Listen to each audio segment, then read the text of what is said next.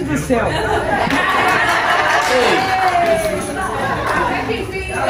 Que trabalheira era, né? Nós vimos hoje à tarde como que era trabalhoso alguém ter acesso à presença de Deus, né? Mas Deus construiu um caminho, só que ali estava o esboço. E agora, pela graça dele, nós estamos vivendo a plenitude do que ele disse que era para viver. Então, pela misericórdia de Deus, nós estamos aqui. E nós vamos celebrar a bondade e a misericórdia de Deus. Vamos?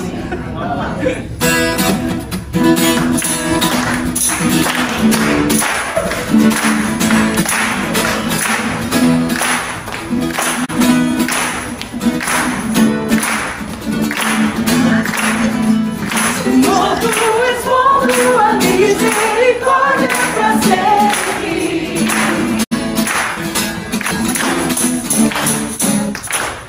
Deus é bom o tempo todo, o tempo todo. Deus é bom, Deus é bom o tempo todo, o tempo todo. Deus é bom, Deus é bom o tempo todo. Deus é bom, Deus é bom, o tempo todo, o tempo todo. Deus é bom. Todos os povos te exaltarão, de geração em geração te adorarei. Aleluia, aleluia, te adorarei. Tudo que é, eu te adorarei.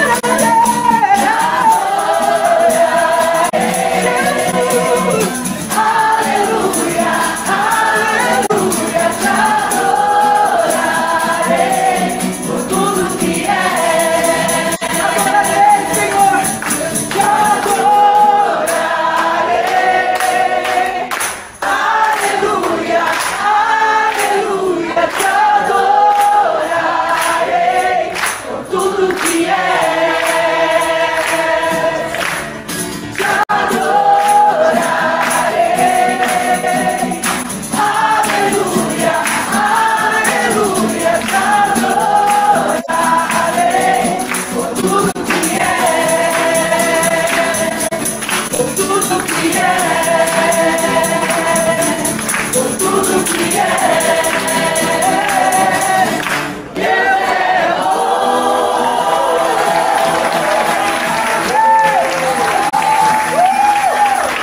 Obrigada, Senhor.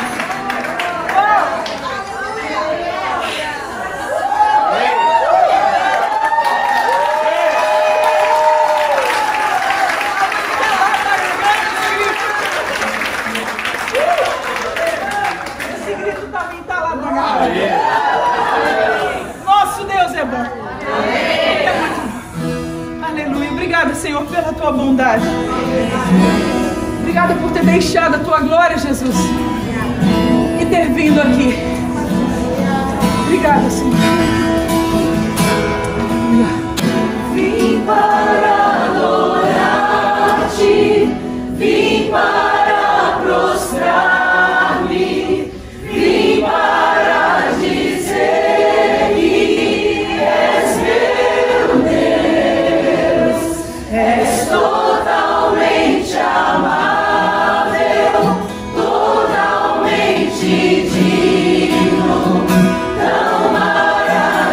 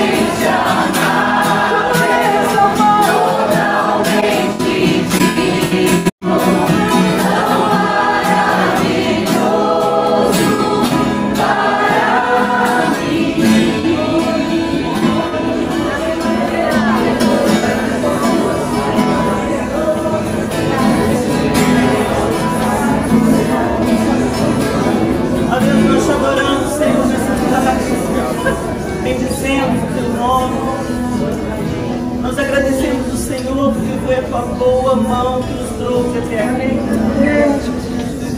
O Egito, Senhor, e tudo que ele representa na nossa passagem terrena ficou para trás. O tempo de escravidão ficou para trás. Obrigada, Senhor.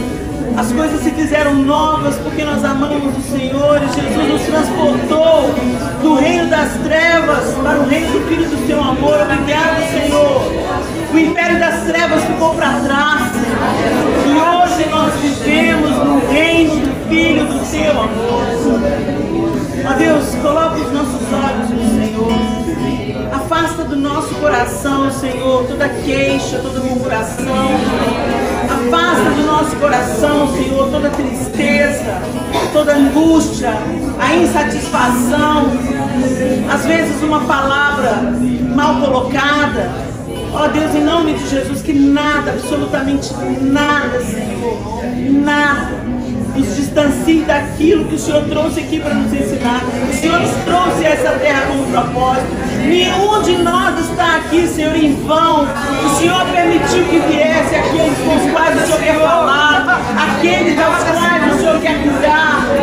Ó Deus, e nós rejeitamos, Senhor, toda proposta maligna, ó Deus. Nós rejeitamos, ó Deus, toda sugestão que vem no nosso ouvido, através de uma conversa que não deveria acontecer, através de uma palavra mal colocada, através de uma programação que não saiu do jeito que a gente esperava. Ó Deus, em nome de Jesus, que sejam destituídos do nosso coração todos os falsos deuses que roubam um lugar que é só Deus. Pai, nós te agradecemos porque o Senhor, nessa tarde, nos deu um tempo de aprendizado tão precioso ali no tabernáculo. Naquela réplica, Senhor, nós fomos tão ministrados. Que na noite de hoje não seja diferente. O teu ensino entre pelos nossos ouvidos e modifique os nossos corações. Deus, eu coloco, Senhor, cada homem, cada mulher, nesse 6º Congresso de Mulheres em Egito e Israel, eu coloco cada coração aqui nas tuas mãos. Aqueles que estão aqui conosco, aqueles que por algum motivo não puderam vir para essa reunião. E na autoridade do nome de Jesus, nós repreendemos toda armação e proposta das trevas para roubar o nosso coração do Senhor. Toda sedução, todo engano, toda sutileza, nós repreendemos em nome de Jesus Cristo.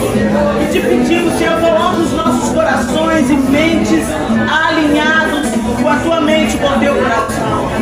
Nós oramos agradecidos pelo teu poder, em nome de Jesus. Amém. Nós lembramos que Deus já tinha dado estatutos, já tinha dado os mandamentos, já tinha estabelecido tantas coisas para Israel, quando no capítulo 24 existe a aliança de Deus com o povo de Israel, em que Moisés envia os jovens para sacrificarem um novilho, e com o sangue daquele novilho ele salpica sobre o povo, sobre o livro da aliança, e o povo faz o juramento.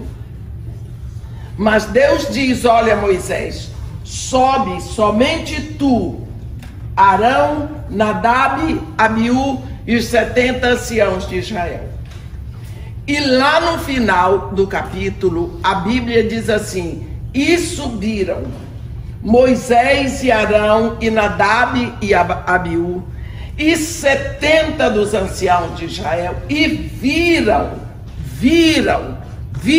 o Deus de Israel, sob cujos pés havia uma como pavimentação de pedra de safira que parecia com o céu na sua claridade. Ele não estendeu a mão sobre os escolhidos de Israel, mas eles viram a Deus e comeram e beberam. Eu queria que vocês pudessem imaginar essa cena. 70 anciãos, quer dizer, 70 presbíteros, Nadab, Abiú, Moisés e Arão, eles veem a Deus eles comem e bebem na presença de Deus. Vocês podem imaginar a comunhão que existe. Porque quando nós temos comunhão, nós temos tudo em comunhão diante de Deus. E ali Deus, olhando aquela cena, ele diz: Moisés, sobe tu sozinho, vem cá. Fica 40 dias e Deus mostra para ele o tabernáculo lá do céu, para ele fazer aqui. Faz um tabernáculo. Ele diz ao povo de Israel, aí começa o capítulo 25 diz ao povo de Israel que me traga oferta. E Deus dá todos os itens. Esta é a oferta que deles recebereis: ouro, prata, bronze, estofa azul e púrpura e carmesim. Ele vai dizendo tudo. E lá no versículo 7, ele diz o objetivo de tudo aquilo: e me farão um santuário para que eu possa habitar no meio deles. Deus está dizendo a Moisés que ele quer habitar no meio do povo. É como se ele estivesse dizendo: eu não aguento mais, eu quero vir. Nós lembramos que lá no início, quando Deus fez o homem, ele vinha todos os dias pela viração do dia e ele vinha estar com Adão e Eva. E nós podemos imaginar aquele casal se abastecendo da presença de Deus. E quando Deus ia embora, logicamente, a vida deles era uma contínua expectativa pela próxima visita. De uma hora para outra, não mais. Eles são separados, eles são desconectados, e não apenas isso. Não apenas isso. Eles vão separados de tudo, habitar no lado oriental do Éden, com direito a todas as maldições. Mas não apenas eles, toda a terra. Deus diz a Adão: por tua causa, não é por tua culpa, mas por tua causa, amaldiçoada é toda a terra. E nós vemos lá, no capítulo 8 de Romanos, quando Paulo diz que toda a natureza geme, sofre angústias, não é? Porque está sob maldição. Também nós que temos as primícias do Espírito sofremos, mas o Espírito de dentro de nós, ele geme. Você pode ter certeza que o maior gemido que já aconteceu na humanidade foi o gemido de Deus ali naquela cruz. Mas ele decidiu fazer aquilo tudo. É como se Deus não aguentasse mais de saudade. Quando ele diz: me farão um santuário para que eu possa habitar no meio deles. Nós vimos toda a arrumação do santuário. E nós vimos alguns passos para se chegar ao Santo dos Santos. Primeiro é o sacrifício. Nós vemos lá, eu peço a vocês, a hora que vocês tiverem tempo, não percam oportunidade de dar uma passadinha no capítulo 8, 9 e 10 de Hebreus. Você vê que Deus, ele estabelece o sacrifício. Quando vocês viram aquele altar de holocausto, é o altar feito de madeira de acácia, coberto de bronze, porque bronze significa julgamento. Lembra daquela serpente de bronze? Depois vai ter uma bacia de bronze. Os sacerdotes, as pessoas me perguntaram: querido, muito obrigada. Olha que diácono maravilhoso.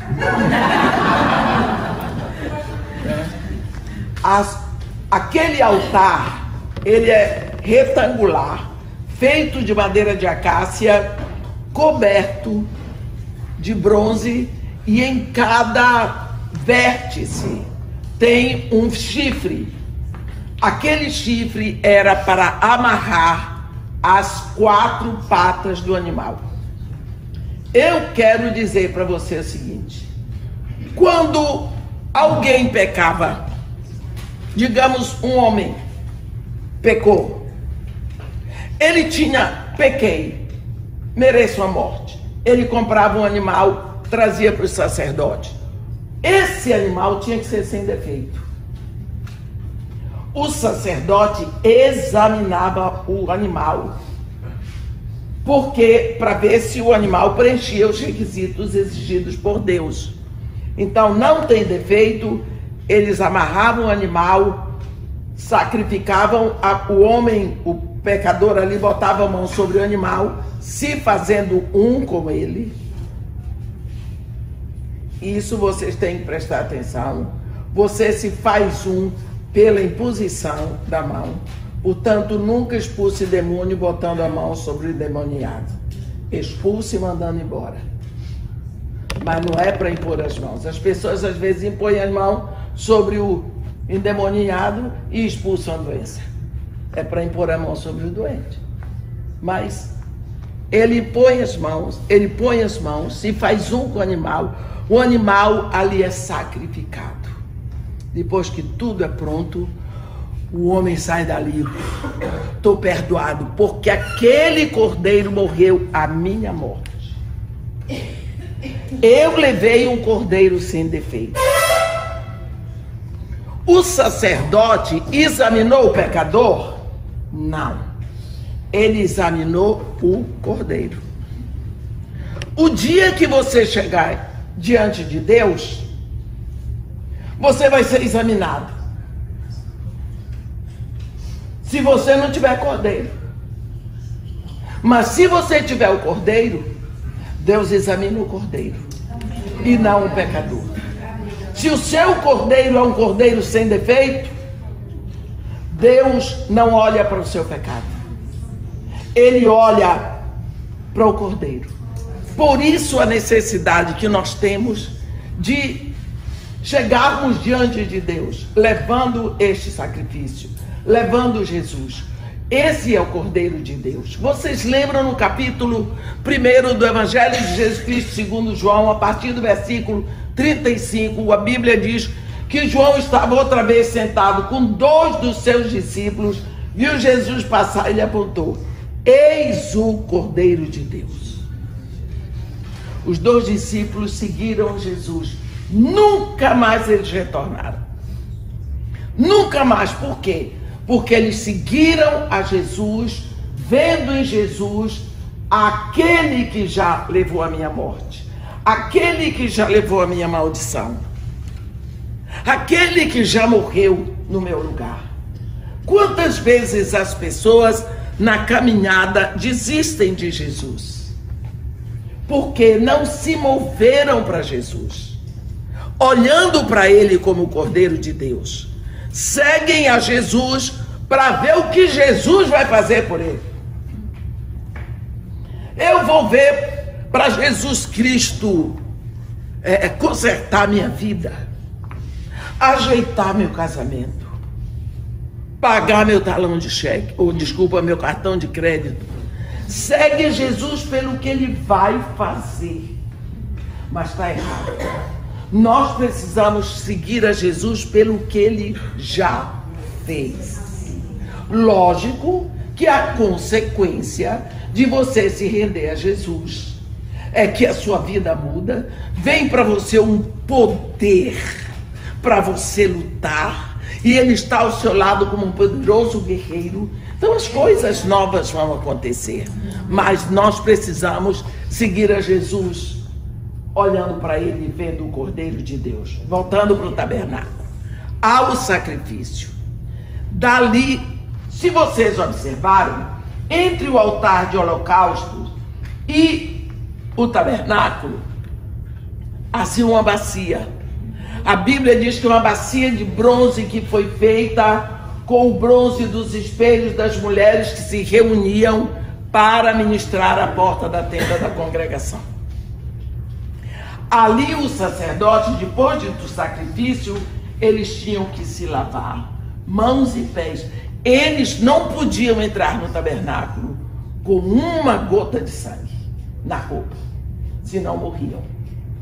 Quantas vezes nós começamos o nosso culto, nós fizemos aqui o sacrifício. O louvor hoje é o sacrifício, é a porta de entrada. Por isso em Hebreus diz, por isso ofereçamos sempre sacrifício de louvor, que é o fruto dos lábios que confessam o seu nome.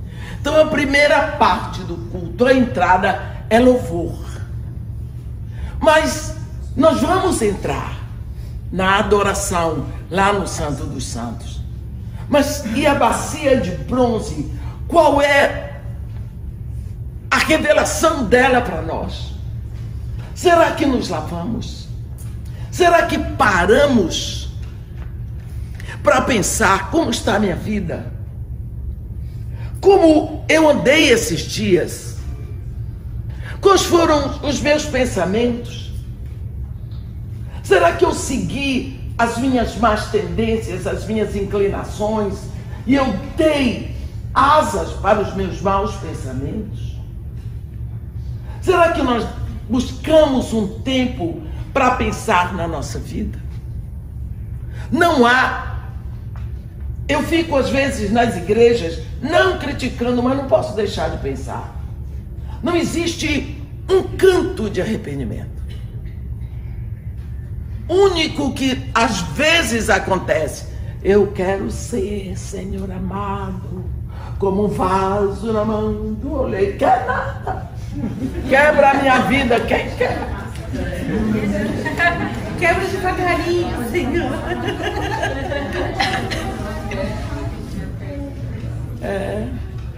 Quantas vezes nós esquecemos de ter um tempo? De ter um tempo para trazer a nossa vida diante de Deus. Para ter um tempo de arrependimento.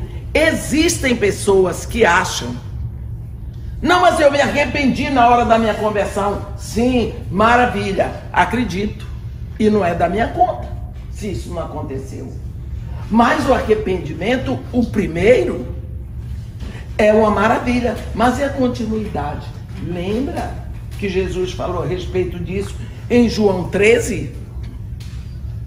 Quando ele foi lavar os pés dos discípulos, que Pedro chegou logo e disse: não, Senhor, a mim o Senhor não vai lavar os pés. Porque Pedro tinha razão: como é que o mestre vem lavar os meus pés?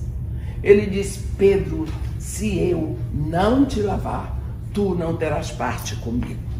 Pedro disse: então lava, Senhor, lava logo tudo, lava a cabeça. Pedro disse: não, Pedro, quem já se lavou não precisa lavar senão os pés. Vós já estáis limpos pela palavra. Como? Aquele povo vinha do campo ou da pescaria, onde fosse. Você imagina que ele chegava em casa e tomava um banho. Tomaram um banho. Mas digamos que ele esqueceu uma coisa lá fora. Ele pisava e ia lá no jardim, sujou o pé. Ele ia se lavar novamente? Não, lavava só o pé. Então é isso. Nós já estamos lavados, mas de vez em quando sujamos os pés. E nós precisamos ir ao mestre para lavar os pés. Porque nós precisamos saber que nós somos pecadores. A raiz do pecado ainda está em nós. É na esperança que somos salvos. E Paulo diz: esperança que se vê não é esperança, porque se vemos, como é que aguardamos? Então, a bacia de bronze, a presença daquela bacia de bronze ali, fala de arrependimento, que nós precisamos buscar. Quando você implode um prédio, os engenheiros põem aquelas bananas de dinamite, quando implode o prédio vem abaixo. Mas depois que passou aquela poeira, tem umas pilastras que ficam em pé. São as pilastras mais resistentes. Os engenheiros vão depois, posteriormente, colocando bananas de dinamite para dar uma segunda explosão. Assim também, quando nós nos rendemos a Jesus Cristo, há uma implosão tremenda na nossa vida. Mas existem áreas resistentes que ficam ali, que nós vamos precisar chegar com elas diante do nosso dono, do nosso proprietário, para ele tratar, para nós irmos rendendo aquilo continuamente. E quantas vezes nós temos entrado para adorar, sem lavar os pés, sem lavar as mãos? Quando você olha no capítulo 2 de Mateus, tem aquela situação daqueles reis magos. Aqueles homens gastaram anos da vida deles, dormindo de dia, acordados de noite, estudando as estrelas do céu. Um dia, eles viram. Você pode imaginar a alegria deles? Você pode imaginar o júbilo deles? Armaram sua comitiva. Pessoas, eles eram reis. Muitos camelos, muita comida, muita tenda, muita coisa. E vieram atravessando o deserto. Quando eles chegaram em Jerusalém, onde está o recém-nascido rei de Israel? Porque nós vimos a sua estrela no Oriente e nós viemos adorá-lo. Tudo o que eles fizeram é porque eles queriam adorar. Tudo. Você vai ver o que aconteceu quando eles chegam, enfim, de acordo com a profecia de Miqueias, que eles chegam na casa, eles encontram Maria e o menino. A Bíblia diz, a primeira coisa, eles tiveram 3 movimentos. Se prostraram, reis. Os reis da terra se prostrarão ante a ti, Senhor, e os poderosos virão a ti e confessarão o teu nome. Não é? Eles se prostraram, a Bíblia diz. Segundo passo, adoraram. Terceiro, entregaram as suas ofertas. Quando eles se prostram, você pensa que são 3 reis se prostrando e reconhecendo ali o rei, diante do qual todos os reis se prostram. Eles estavam diante do rei dos reis. Aleluia. Isso é superlativo hebraico. Senhor dos senhores, rei dos reis, santo dos santos. Você já pensou quanto sacrifício esses homens fizeram para adorar? E nós? Qual é o sacrifício que fazemos? Nós precisamos lembrar que entre o altar de holocausto e o tabernáculo tem uma bacia de bronze. E Deus não mandou botar aquilo por acaso. Deus mandou botar aquilo ali. Quando você entra, você está no seu lugar, porque era o lugar dos sacerdotes. E nós, hoje, nós somos os sacerdotes.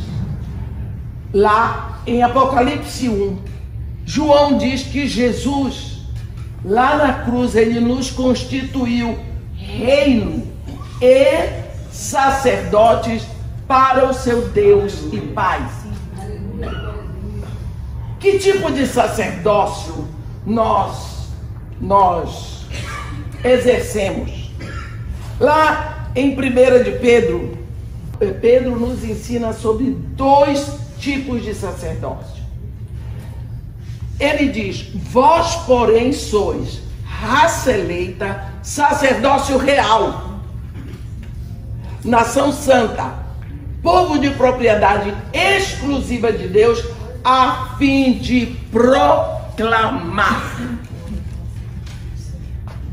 as virtudes daquele que vos chamou das trevas para a sua maravilhosa luz. Não é?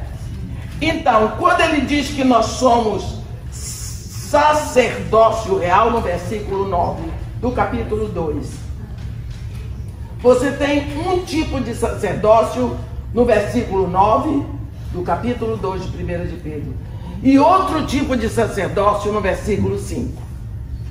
No versículo 9, olhe o que está escrito. Eu sou cri-cri com esse negócio. O que está escrito ali é para nós.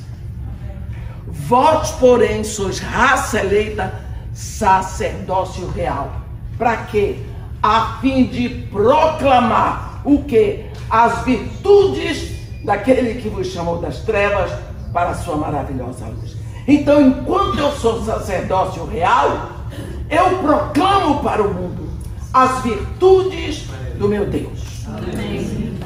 Eu espalho. Então, como sacerdócio real, a minha vida tem que ser um showroom das qualidades do meu Pai do céu. Edmé, a NVT diz assim: vocês, porém, são povo escolhido, reino de sacerdotes, nação santa, propriedade exclusiva de Deus. Assim vocês podem mostrar às pessoas como é admirável aquele que os chamou das trevas para a sua maravilhosa. Olha aí, tá vendo? Que maravilha!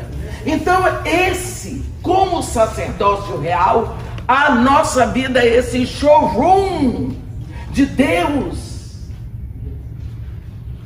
Mas no versículo 5, ele diz algo assim: também vós mesmos, como pedras que vivem, sois edificados casa espiritual, para serdes sacerdócio santo, a fim de oferecerdes sacrifícios espirituais agradáveis a Deus por intermédio de Jesus Cristo. Então, enquanto sacerdócio, eu queria dar um exemplo para vocês. Digamos que aqueles 2 netos da rainha Elizabeth eram diferentes. Quando eles chegavam na universidade, pelo carro que eles chegavam, pela guarda que eles levavam, pelas roupas maravilhosas que eles tinham, eles proclamavam a elite da realeza. Todo mundo ficava sabendo como era ser um príncipe. Que maravilha! E eles ficavam no meio dos amigos ali, proclamando o que era a realeza britânica. Mas quando eles iam para casa, nenhum colega ia. Só eles tinham acesso ao trono da voz deles. Só eles tinham a intimidade. É isso que Pedro está dizendo. Na intimidade, nós somos constituídos sacerdócio santo para ministrarmos sacrifícios agradáveis a Deus por intermédio de Jesus Cristo. Mas lá fora, nós proclamamos, anunciamos, mostramos as virtudes daquele que nos chamou das trevas para a sua maravilhosa luz. Isso é um ponto que nós vimos hoje, como só quem trabalha no caminho do Santo dos Santos são sacerdotes. Isso é um caminho de adoração. E Deus, quanto tempo está esperando? A impressão que nós temos, do ponto de vista espiritual, é que Deus tinha pressa naquilo. E desde o dia que ele enviou Jesus, ele ficou esperando, pronto. Na hora que Jesus gritou lá na cruz: tudo está consumado, Pai, nas tuas mãos eu entrego o meu espírito. Deus fez assim, abriu e escancarou. Aleluia. E disse: agora venham, está tudo pronto. Pelo sangue do meu filho, a tapete vermelho, venham, pode vir. O meu colo de pai está pronto, meus braços de pai estão prontos, minha presença, venham. Parece que Deus está dizendo até hoje, venha. Será que nós temos ido? Será que nós temos caminhado tanto? Ele está esperando. Eu fico pensando, o que mais que Deus precisa fazer? Você ouve a palavra da verdade, o evangelho da salvação. Você crê, você se rende a Jesus Cristo. Então Deus vai selar você com selo de propriedade e de proprietário. Porque você passa a ter os direitos todos.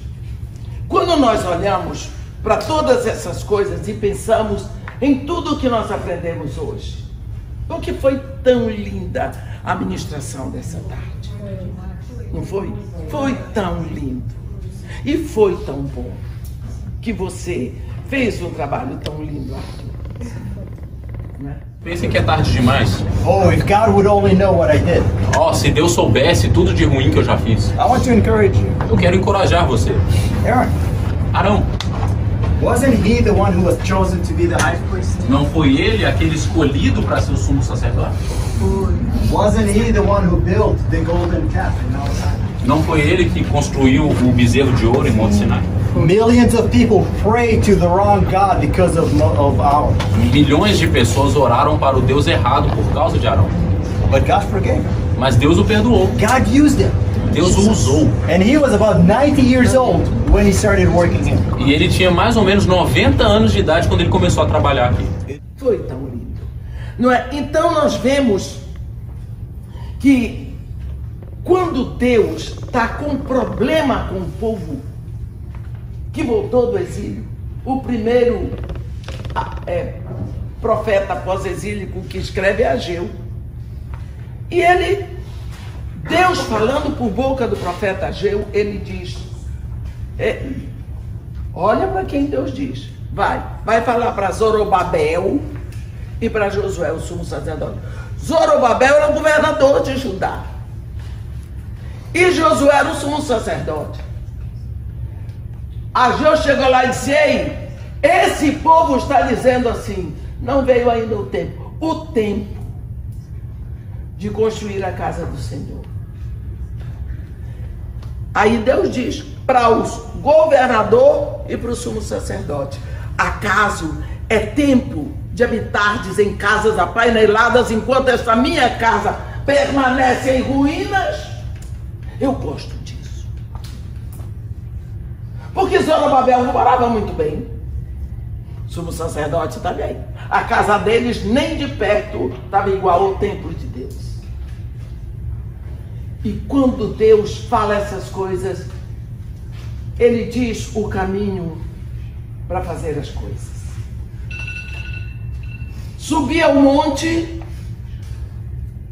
trazei a madeira, edificai a casa, dela eu me alegrarei e nela eu serei glorificado. Suba o monte, traga a madeira. Nós sabemos que de todas as peças que Deus pediu para o tabernáculo, o ouro representa divindade, a prata é o preço pago, a redenção, que as moedas eram de prata, o bronze é julgamento, mas o que mais se repete, única madeira, acácia. Vocês sabem o que é um cipó? Retorcido, grosso, cheio de nó, cheio de espinho. Isso é só Deus para mandar fazer tábuas. Ele deu o tom do espírito a Bezalel e a Oliabe para trabalharem a madeira, senão eles não iam conseguir. Primeira coisa que tinham que fazer era cortar a acácia. Cortar a árvore. Significa ela morre para a sua antiga natureza. Nunca mais ela seria planta do deserto.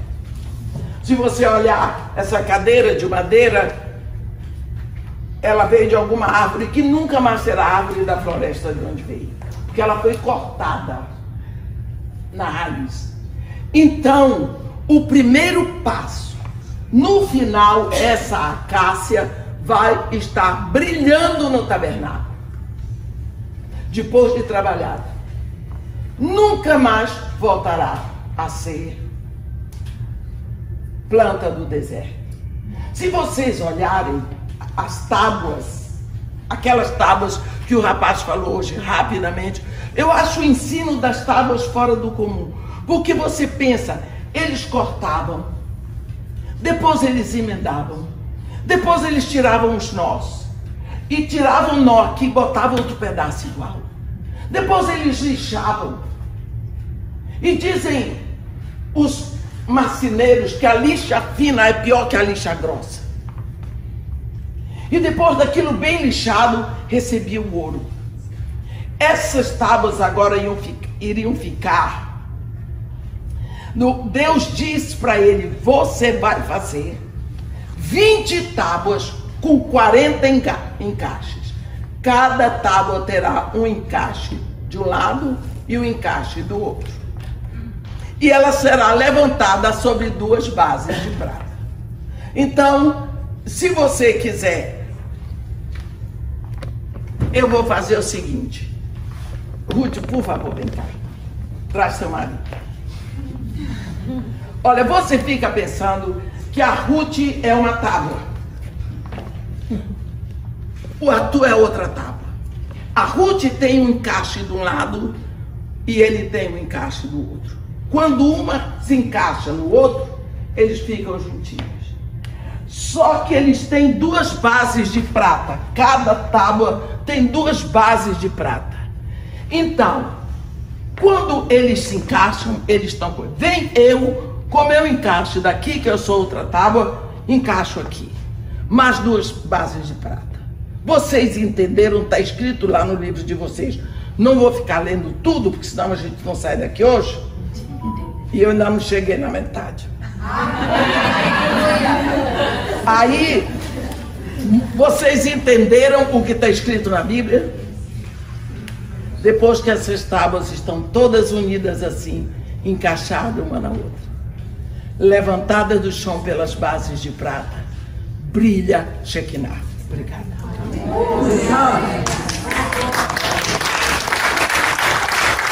Porque os encaixes são de prata, a tábua é recoberta de ouro. Porque é pela redenção que é possível estarmos unidos. Pense, se eu posso ser irmã da Helena. Eu sou negra, ela é branca. Mas pela redenção nós somos irmãs. Porque eu sou irmã da Graci, digamos, é uma exceção. Mas o que faz de você irmã de outra pessoa é pelo sangue do seu pai, não é? Mas aqui é o sangue de Jesus. Então, porque ele pagou o preço, ele nos comprou, porque estamos comprados, nós podemos estar unidos. Só que pelo preço pago, nós estamos separados do mundo, porque as bases são de prata. Prata é sempre redenção, é sempre preço pago. Então, só que para uma tábua daquela chegar a brilhar no santuário, ela que era madeira de acácia, ela passou por um trabalho violento. Se fosse uma pessoa, não permitiria. E quantas vezes nós resistimos ao sofrimento e achamos que o sofrimento é do diabo, não é? O sofrimento é o diabo, o diabo é o servo mau. Quando tem que ser feito um serviço pouco, deixa o diabo fazer. Mas o sofrimento, Deus não tem sofrimento para nos dar, mas Ele permite o sofrimento, porque o sofrimento, ele fortalece os nossos músculos da fé. E é pelo sofrimento que nós crescemos e ficamos fortalecidos. Aprendemos a resistir, principalmente a tentação de desistir. Então, quando nós olhamos, essa madeira de acácia é a nossa natureza. Espinhenta, tudo dói. Ai, pode acontecer na vida de todo mundo, menos na minha. Tem uma moça que me disse, numa cidade que eu fui, irmã, o grande problema dela é que ela não se perdoava. Qualquer outra moça da igreja podia ter feito o que ela fez, até aborto. Mas ela não. Por quê? Porque ela era melhor do que todo mundo. Olha, o grande problema. Isso é o gigante mais procurado de todos. É o orgulho. Nos sentimos melhores. Somos arrogantes. Até somos bonzinhos com os outros. Mas eu sou melhor. Quantas vezes nós não olhamos a nossa vida? Nós subimos o monte. E isso de vir para Israel, pelo menos, pelo que a pastora Helena me disse, o objetivo desse congresso é que todo mundo que vem com ela suba o monte. Para pensar, para estudar, para ouvir, para aprender. E quando descer do monte, você leva a madeira, você leva a sua natureza para edificar a casa de Deus.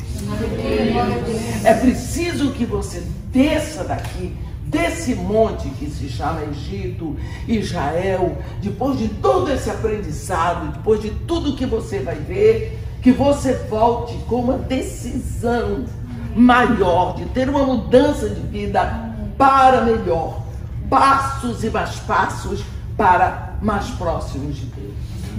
Porque Deus manda construir o tabernáculo para que eu possa habitar no meio deles. Porque o passo maior de Deus era nunca mais habitar em santuários feitos por mãos humanas. Jesus Cristo não é a água viva. Ele é a fonte da água viva. Ele é a fonte, a água viva é o Espírito. Você lembra aquela pedra que caminhava com o povo no deserto? Ela só produzia água quando ela era ferida. Jesus Cristo só pôde produzir o Espírito quando ele foi ferido na cruz. Então, isso de Jesus Cristo habitar dentro de nós, de Deus mandar o seu Espírito habitar dentro de nós, o que nós somos? O santuário em movimento pelo deserto. Assim como aquele tabernáculo de Moisés andou com eles tanto tempo pelo deserto, nós somos um tabernáculo do Deus vivo, atravessando esse deserto que se chama mundo. E nós ministramos espiritualmente para o nosso coração. O sacrifício está pronto. Foi anunciado no Antigo Testamento por boca do profeta Malaquias, quando Deus disse: o meu afeto não está em vós, nem continuarei a aceitar oferenda alguma das vossas mãos, porque desde o Oriente até o Ocidente será oferecida uma oblação pura em meu nome. Portanto, todo o sangue derramado no Antigo Testamento apontava para um sangue só. Todos os cordeiros apontavam para um só cordeiro. Amém? Amém. Então, o sacrifício está pronto. Nós precisamos nos conscientizar do que somos. Um santuário ambulante. Amém. De Deus na terra. Levando e mostrando quem é Deus para todos aonde nós vamos, sem precisar abrir a boca, pelo nosso comportamento. Amém? Que Deus nos abençoe e nos guarde. Que faça resplandecer o seu rosto sobre nós. E tenha misericórdia de nós. Amém.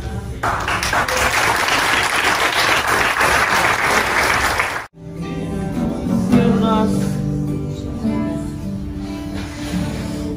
precisamos do teu perdão, Senhor. Sim, Senhor.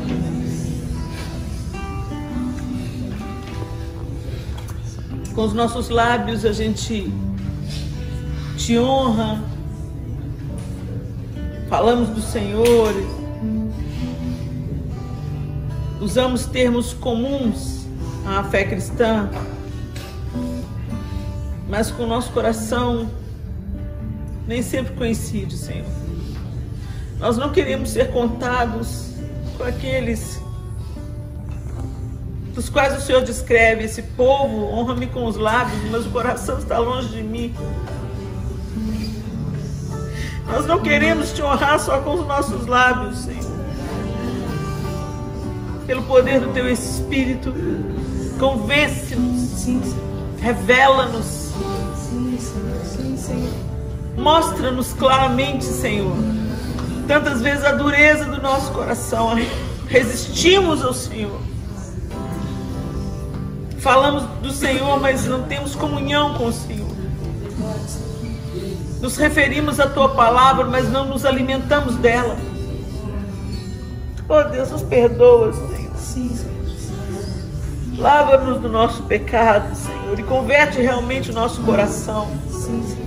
Gera em nós, Espírito Santo de Deus, uma nova atitude em relação à Tua palavra. Uma nova atitude em relação a uma vida devocional, ou seja, uma vida devotada ao Senhor, uma vida rendida ao Senhor. Que o Senhor realmente ocupe a primazia dos nossos afetos, das nossas atenções, da nossa busca, para que as demais coisas ocupem os seus devidos lugares. Espírito Santo de Deus, nos convence do que nós precisamos ser convencidos. Sim, Senhor. Nós te pedimos, Deus, que esse mesmo agir conosco aqui alcance cada pessoa que não pôde estar aqui, não sei por qual razão. Alguém que deveria estar nessa reunião que não está, que seja alcançada agora, pela obra do Teu Espírito. Que se há enfermidade, seja curado, que se há mal-estar, seja curado, Senhor. Mas que nenhum de nós, nenhum que embarcou para vir para essa viagem, Senhor, volte de mãos vazias.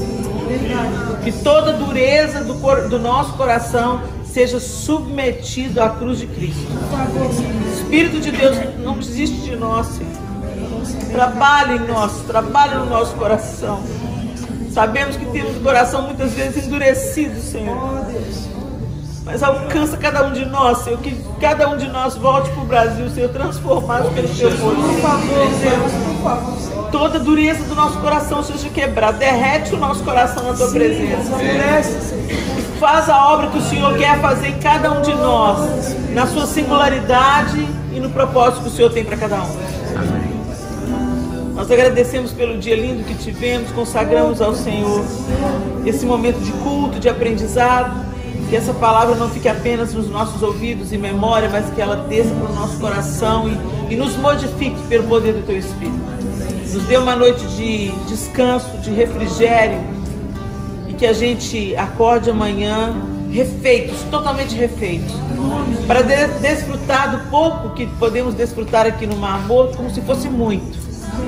E quem for entrar na água, que desfrute, Senhor, como se tivesse passado o dia todo ali, Senhor. Amém, Pai. Que nada seja tirado de nós, nem com a nossa autorização, nem sem a nossa autorização, Pai. Em nome de Jesus nós oramos. Amém. Amém.